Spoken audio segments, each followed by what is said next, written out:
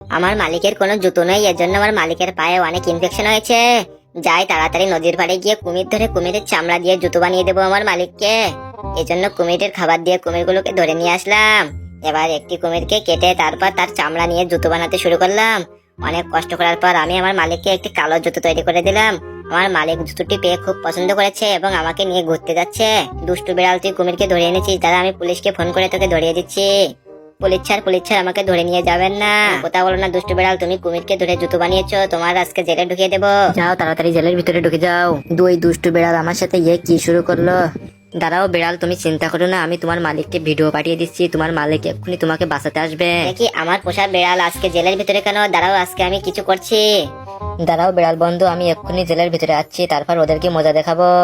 শোন কালো দুই দুষ্টু বিড়াল, এবার থেকে আমার বন্ধুকে মোটো ডিস্টার্ব করবি না, হলে কিন্তু তোদের অবস্থা খারাপ হয়ে যাবে।